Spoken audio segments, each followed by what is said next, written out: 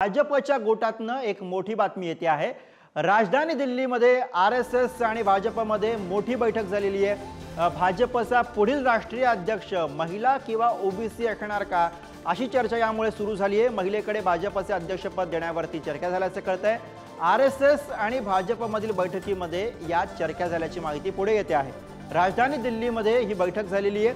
संरक्षण मंत्री राजनाथ सिंग यांच्या निवासस्थानी 5 तास ही बैठक चालली। बैठकीमध्ये महाराष्ट्रामधील निवडणुकीवरती चर्चा झाल्याची माहिती पुढे येते। आरएसएसचे सह सरचिटणीस अतुल लिमये यांच्यावरती महाराष्ट्रामधील नॅरेटिव्ह आणि प्रचाराबाबत भाजप आणि आरएसएस मध्ये समन्वय साधण्याची कामगिरी सोपवण्यात आल्याचं कळतंय।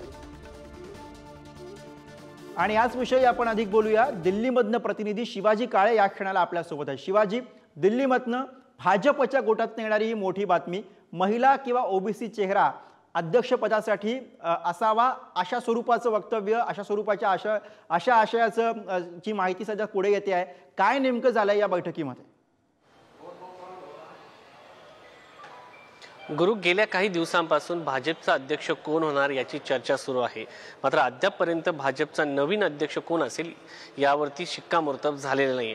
या संदर्भात ज्या चर्चा सुरू आहेत त्यामध्ये सगळ्यात महत्त्वाची ही माहिती मिळत आहे की भाजपला जो अध्यक्ष द्यायचा आहे तो संघाच्या मर्जीने दिला जावा, थेट भाजपच्या शीर्षस्थ नेतृत्वाने ठरवायचं आणि अध्यक्ष द्यायचा अशी परिस्थिती राहिलेली नाही। लोकसभा निवडणुकीच्या दरम्यान संघातील नेते नाराज आहेत असं देखील बोललं जात होतं। मात्र आता जो अध्यक्ष दिला जाईल तो मास लीडर असावा। त्याच्यासोबत म्हणजे त्यांनी ज्या ठिकाणी सभा घेतली त्या ठिकाणी कमीत कमी 1000-5000 कार्यकर्ते जमा होईल एवढीच शक्तीचा असावा।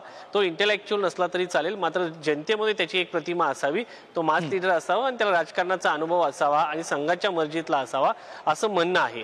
त्याचबरोबर थेट भाजप म्हणून पाहिलं तर भाजपचं म्हणणं असं आहे की सरकार आणि भाजपची पक्ष म्हणून जबाबदारी याच्यामध्ये समन्वय असावा। मात्र आता असं सांगितलं जात आहे की संघ, भाजप आणि सरकार यांच्यामध्ये समन्वय ठेवणारा अध्यक्ष असावा आगामी 4 राज्यांच्या निवडणुकीच्या दृष्टिकोनातून। तर आता हा अध्यक्ष कोण असेल?